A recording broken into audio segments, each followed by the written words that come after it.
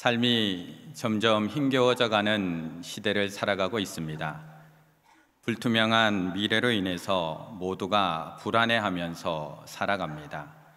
내일 내 직장은 어떻게 될지, 내일 내 장사는 어떻게 될지, 내일 내 건강은 어떻게 될지 불투명한 미래 때문에 마음이 불안합니다. 아무 생각 없어 보이는 남편, 아무 감정 없어 보이는 남편도 불안하기는 마찬가지입니다. 내가 불안해하면 내 아내, 내 자식도 불안해할 것 같아서 괜히 더 덤덤한 척 할 뿐이지 똑같이 불안한 마음으로 살아가고 있습니다. 30대에는 카드 명세서가 날아오는 날이 불안하다고 합니다. 40대에는 건강검진 받으러 가는 날이 불안하다고 합니다. 50대에는 아내가 곰탕 끓이는 날이 불안하다고 합니다. 60대에는 이사 가는 날 나만 두고 갈까봐 강아지만 꼭 안고 있습니다. 70대에는 갑자기 등산 가자고 하면 산에 나 버리고 오는 건 아닌가 불안하다고 합니다. 옆에 분들과 인사 나누시겠습니다. 너무 불안해하지 마세요.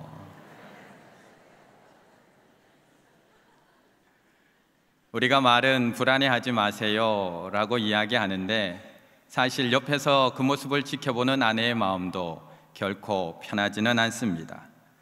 아직은 괜찮지만 집에만 있기가 마음이 불편합니다. 그래서 이것저것 배우러 다닙니다. 빵도 구워보고 커피도 내려보고 조리사 자격증도 따보고 미용 자격증도 따봅니다. 공인중개사 시험도 준비해보고 상담사 공부도 해봅니다. 남편이 지금은 건강하지만 언제 어떻게 될지 몰라 아내의 마음도 불안합니다. 그래서 따놓은 자격증만 여러 개 있습니다. 그 마음도 모르는 남편은 쓸데없는 짓 하고 다닌다고 맨날 뭐하러 그렇게 바쁘게 다니냐고 뭐 하나 제대로 할 줄 모른다고 타박만 합니다. 그런데 사실 우리 가족들 가운데 가장 불안한 사람은 우리 자녀들입니다. 우리 청년들, 우리 청소년들이 이 시대를 살아가기에 가장 불안합니다. 자녀들에게 너는 왜 꿈이 없니? 라고 이야기하지만 사실 꿈꿀 만한 상황이 되지 못합니다. 소박한 꿈을 이야기하면 그것도 꿈이라고 이야기하냐 그러고 거창한 꿈을 이야기하면 너는 현실을 모른다고 철이 없다고 구박을 합니다. 막상 사회에 나와서 또 열심히 한번 살아보려고 하면 좁은 진학의 문 때문에 좌절합니다.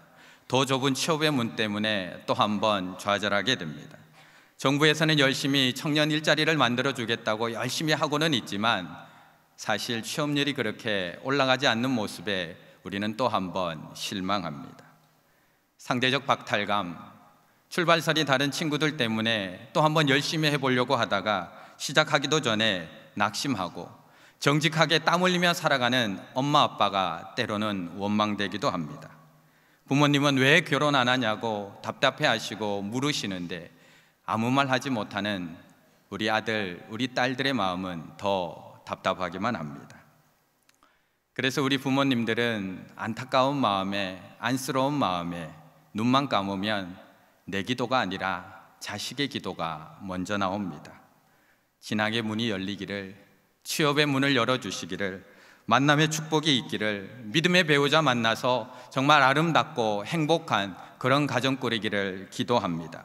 나처럼 힘들고 고생스럽게 살아가지 않고 정말 행복하게 꽃길만 걸으면서 살아가기를 우리 부모들은 누구나 기도하고 있습니다.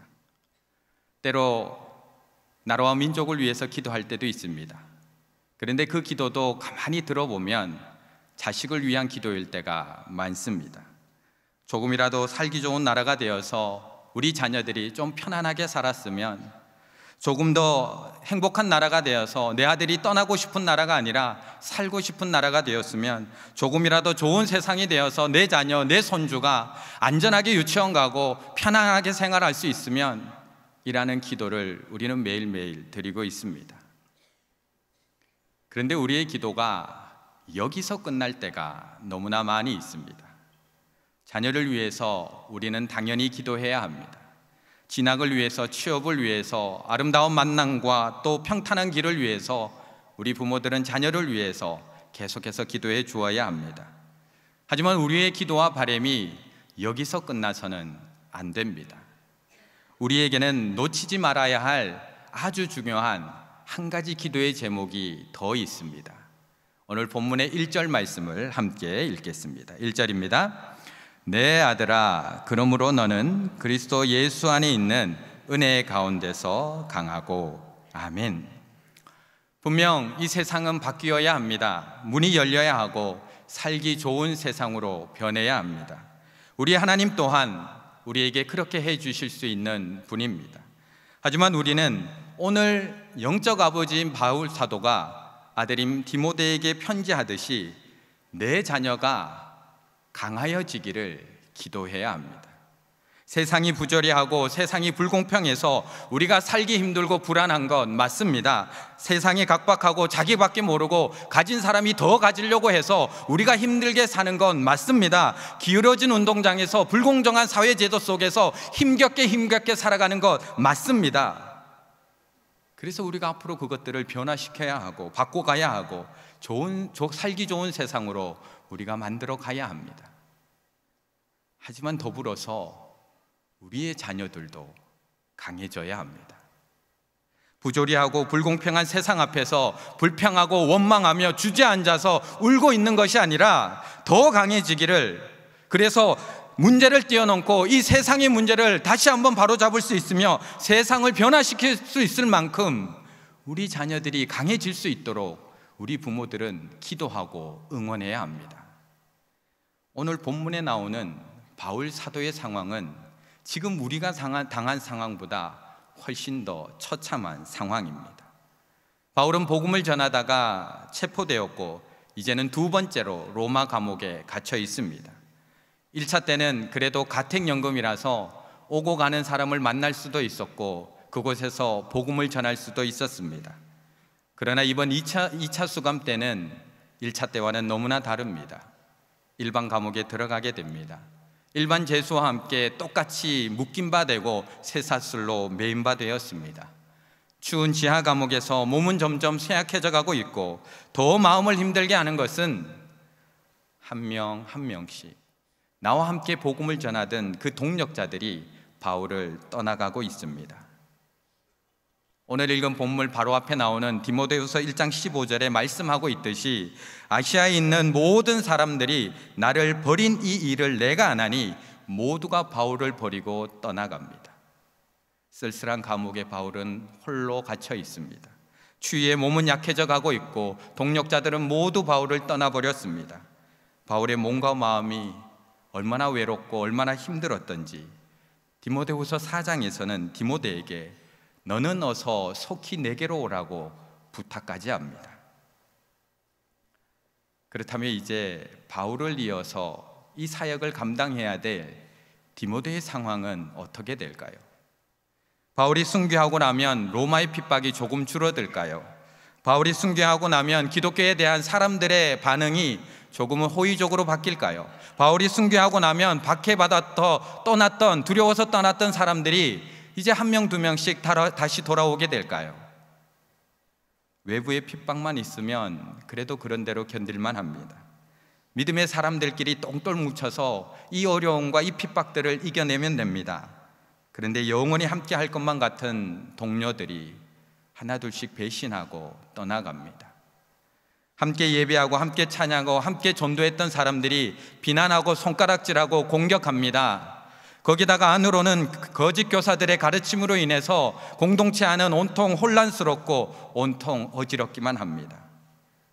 이 연약한 디모데가 감당하기에는 이 모든 상황들이 너무나 힘들고 어려운 상황입니다. 이런 상황 속에서 아버지 바울은 아들 디모데에게 편지 씁니다. 하나님이 너의 앞길 지켜주실 거야. 하나님께서 너와 동행하실 거야. 하나님이 너를 로마로부터 보호해 주실 거야. 하나님께서 이 모든 상황 다 정리해 주실 거야. 너는 편하게 목회만 하면 돼 라고 이야기하는 것이 아니라 내 사랑하는 아들아, 내가 강해져야 한다. 내가 강해져야 한다 라고 편지합니다. 세상은 여전히 악하고 세상은 여전히 살기 어렵고 세상은 여전히 너를 버릴 것이다. 하지만 상황이 나아지고 복음 전하기 편해지고 사람들이 너를 도와주기만을 기다리지 말고 내가 강해져야 한다, 내가 강해져야 한다 라고 이야기해주고 있습니다. 이 험한 세상에서 그냥 살아가기도 힘겹고 버겁습니다. 그런데 이 상황 속에서 믿음을 지키고 복음을 증거하고 말씀대로 살아가는 삶, 그리 호락호락하지 않습니다. 부모된 우리가 아버지된 마음으로 모든 힘든 상황을 하나님께서 정리해 주시고 역사해 주시고 길 열어 주시기를 기도해야겠지만 우리는 우리의 자녀들에게 편지하고 가르쳐 주어야 합니다. 내 아들아, 그러므로 내가 강해져야 한다. 내 아들아, 그러므로 내가 강해져야 한다. 성경에는 하나님께서 자신의 백성들을 홍해를 갈라 마른 땅을 걷게 하시며 반석을 쳐서 물을 나게 하시며 낮에는 구름 기둥, 밤에는 불 기둥으로 인도하신 놀라운 역사들, 매일매일 만나와 메추라기를 먹이신 그 놀라운 역사들이 성경에 기록되어 있습니다. 하지만 더불어서 야곱을 타양살이 속에서 강하게 하신 하나님, 요셉을 구덩이와 감옥 속에서 강하게 하신 하나님, 모세를 광야에서, 여호수아를 전쟁터에서 강하게 하신 하나님, 다니엘을 사자굴에서, 다윗을 동굴 속에서, 에스더를 죽음 앞에서 강하게 하셔서 그들을 통하여 세상을 이기게 하시고 세상을 변화시키게 하신 놀라운 하나님의 섭리도 기록해 놓고 있다는 것입니다. 그래서 부모된 우리들은 기도해야 합니다. 나의 자녀들이, 나의 아들과 딸들이 이 험한 세상에서 평탄한 길로만, 마른 땅으로만, 구름과 불기둥으로만 보호받는 인생이 아니라 험한 산도 넘을 수 있고 깊은 바다도 건널 수 있으며 몰아치는 바람도 당당히 맞아설 수 있는 강한 믿음의 자녀가 되기를 우리 부모들은 함께 기도해 주어야 합니다. 로마의 핍박 속에서도 신앙을 지켜나갈 수 있었던 강한 믿음, 모든 사람들이 나를 떠날 때에도 하나님만을 따라갈 수 있는 그 강한 믿음, 거짓 유혹과 거짓 복음 속에서도 오직 진리만을 지켜나갈 수 있는 강한 믿음을 가지고 나갈 수 있도록, 그 힘과 능력을 가질 수 있도록 우리는 기도하고 가르쳐 주어야 하는 것입니다. 그런데 우리는 이 강함이 어디서 나오는지 잘 모를 때가 많습니다. 분명히 이 강함을 가져야 된다라는 것은 알고 있으면서도 도대체 이 강함이 어디서 나오는 걸까 잘 모를 때가 많이 있습니다. 때로는 우리가 가진 이 연약함을 훈련하고 연습해서 우리가 강하게 하면 우리 자녀들이 강해질 수 있을 거야 착각하며 살아가기도 합니다. 그래서 우리는 우리의 자녀들에게 이 험한 세상 살아가려면 네가 강해져야 돼, 혼자 일어나야 돼, 약해지면 안 돼, 노력해야 돼, 더 애써야 돼 라고 아이들에게 더 강해질 것을 체근하며 이야기합니다. 도대체 이 강함 어디서 나오는 걸까요? 우리는 사사기에 나오고 있는 삼손에 대해서 너무나 잘 알고 있습니다. 그리고 어렸을 때부터 참 많이 배웠습니다. 삼손은 힘이 아주 센 사람입니다. 얼마나 힘이 셌던지 맨손으로 사자를 찢어 죽입니다. 한밤중에 성문 두 짝을 어깨에 메고 산 꼭대기로 올라갑니다. 여우 300마리를 잡아서 꼬리를 묶어서 불을 질러 블레셋 사람들의 밭을 다 태워버립니다. 나귀 턱뼈 하나로 1000명을 쳐서 죽였던 사람이 바로 삼손입니다. 그래서 사람들은 궁금해졌습니다. 도대체 저 힘의 근원은 어디일까? 도대체 저 강함이 어디서 나오는 걸까? 사람들은 궁금했습니다. 그래서 사람들이 들릴라를 시켜서 그 강함의 근원이 어딘지 찾기를 시작합니다. 그리고 그 힘의 근원, 그 강함이 삼손의 머리카락에서 나온다는 것을 알게 됩니다. 결국 삼손이 잠든 사이 그 머리카락을 다 잘라버립니다. 사사기 13장에 보면 그런 이야기가 나옵니다. 사람들이 삼손의 강함이 머리카락에 있다고 생각합니다. 그 머리카락으로부터 강함이 나온다고 착각합니다. 머리카락이 잘려서 그 강함이 사라졌다고 이야기합니다. 그런데 우리가 잘 알고 있듯이 사사기 13장 25절에 보면 삼손이 태어난 이후에 이렇게 기록되어 있습니다. 사사기 13장 25절 함께 읽습니다. 시작.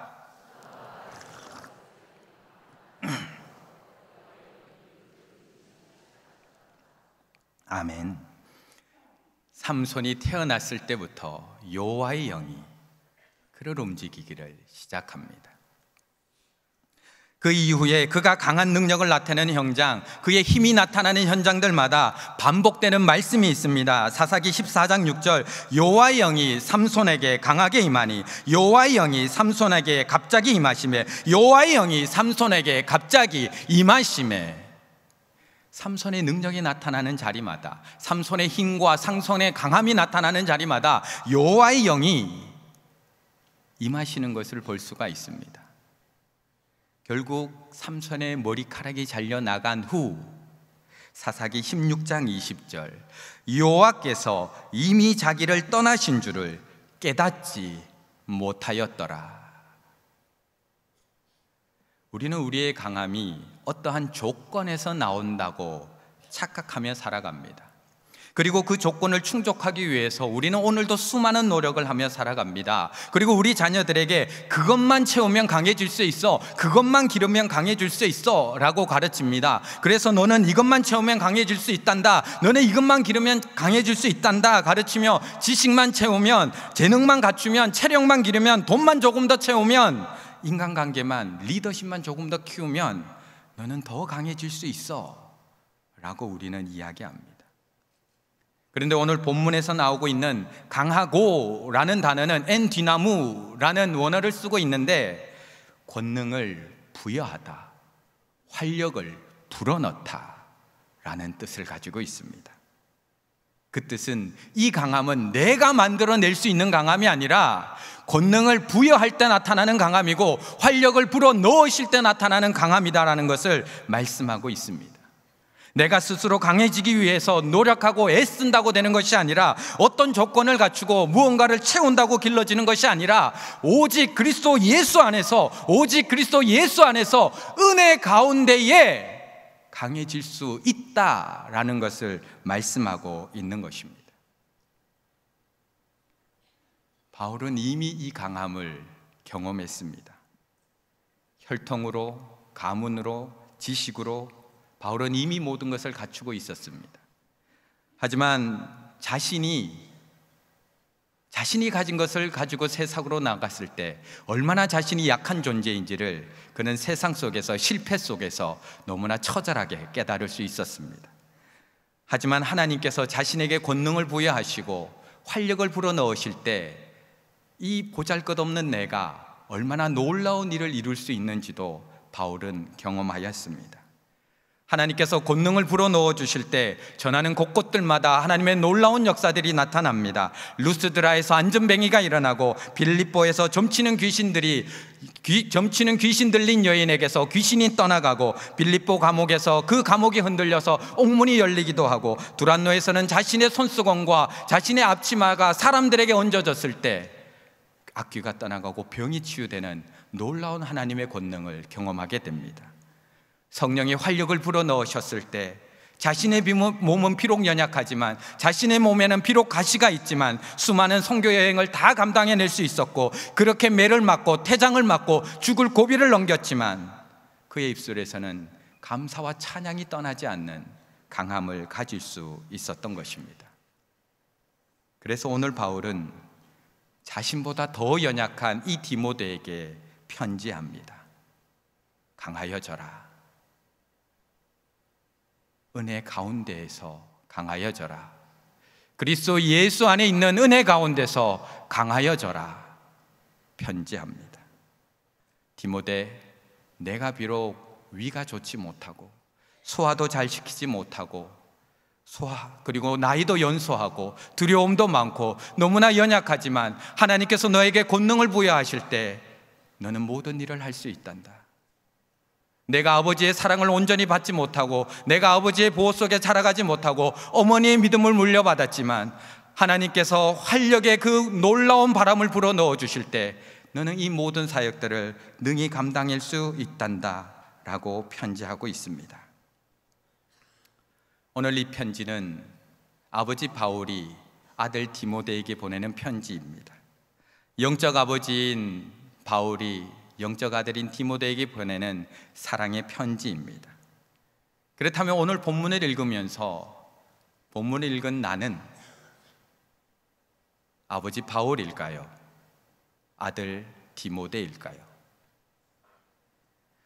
우리 모두는 하나님의 아들과 딸이며 동시에 누군가의 아버지와 어머니입니다.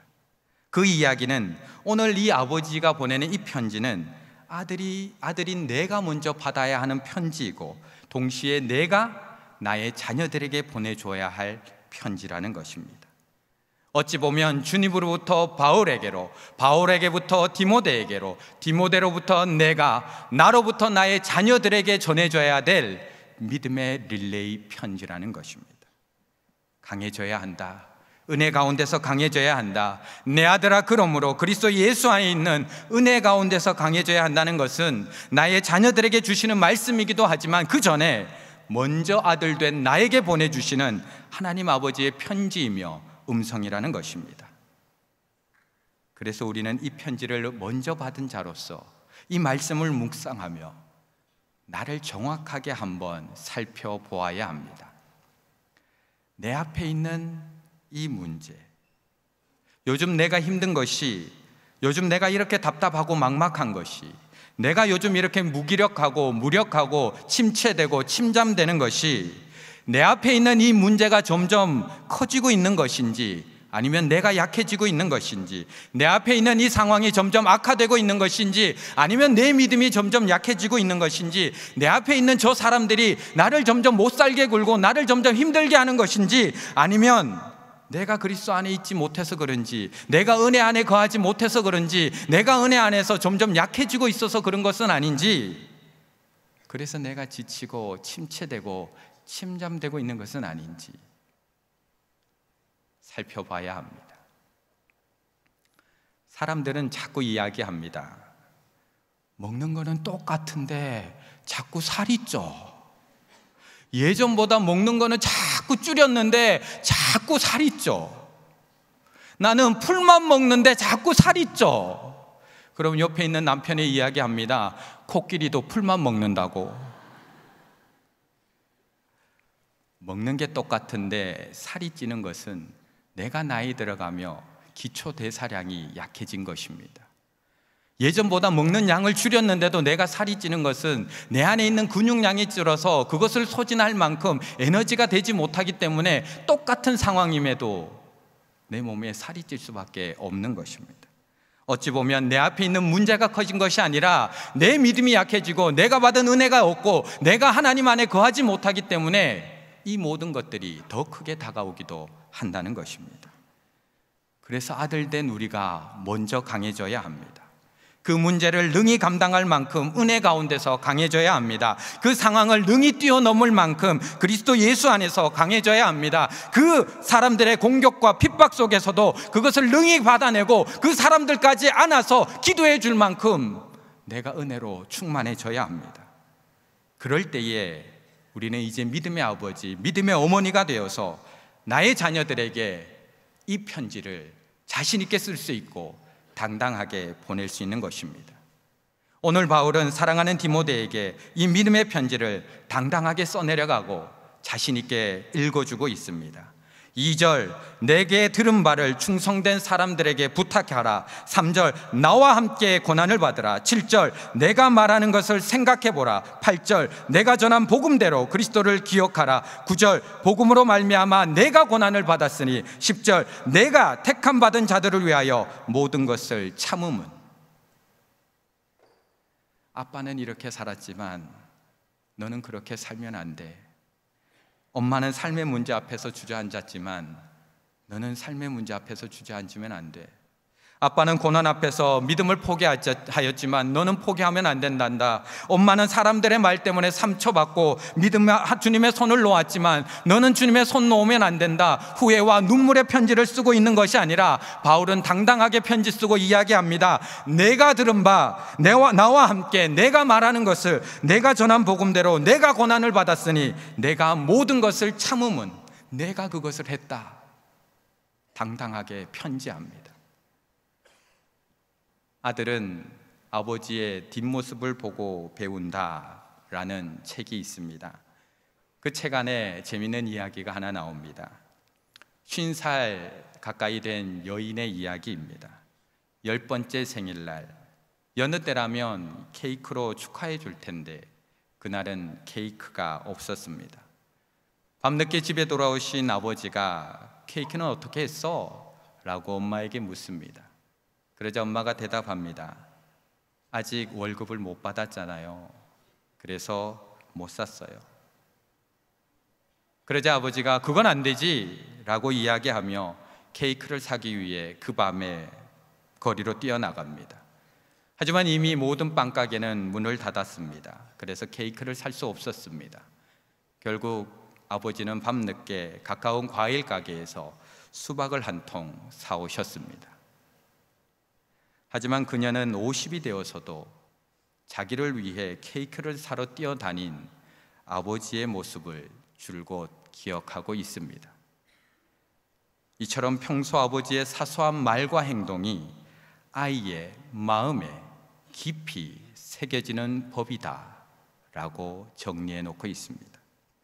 내 아들아, 그러므로 그리스도 예수 안에 있는 은혜 가운데서 강하여라 라고 외치고 가르치고 편지하는 것 너무나 중요합니다. 하지만 그것보다 아버지 된 내가 그리스도 예수 안에 있기를 애쓰는 모습, 은혜 가운데 머물기를 힘쓰는 모습, 그 은혜를 사모함으로 그 은혜 앞에 날마다 달려가며 동분서주하는 아버지의 모습이 우리 자녀들의 모습에, 우리 자녀들의 가슴에 깊이 새겨지는 믿음의 편지가 될 것입니다.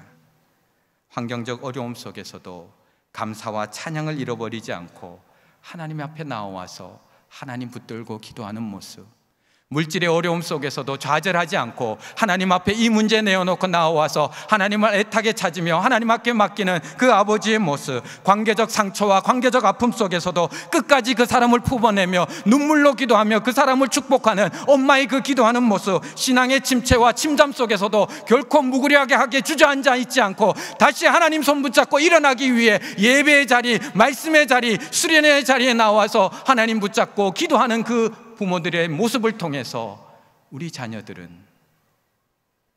어떻게 이 땅을 살아갈지 배우게 된다는 것입니다. 사랑하는 우리 자녀들, 이번 드림 어린이 여름 성경학교를 통해서 믿음의 병사가 되어서 돌아올 것입니다. 사랑하는 우리 아들과 딸들, 이번 청소년 수련회를 통해서 멋진 경기자가 되어서 다시 돌아올 것입니다. 사랑하는 우리 한소망의 다음 세대들, 이번 청년교회 아울리치를 통해서 참고 견디는 농부가 되어서 다시 돌아올 것입니다. 하지만 우리 자녀들만 은혜 가운데서 성숙하고 성장하고 강해지는 것으로 만족하지 마시고 하나님의 아들 된 내가 먼저 그리스도 예수 안에서 성장하고, 내가 먼저 그리스도 예수 안에서 성숙하고, 내가 먼저 은혜 가운데서 강하여지는 이번 여름이 되시기를 바라겠습니다. 부모된 우리가 먼저 치유수양회를 통해서 알파코스 청지기 훈련, 목자학교, 가을에 있을 감사특밤에 이르기까지 하나님께서는 우리를 강하게 하실 너무나 많은 것들을 준비해 놓았습니다.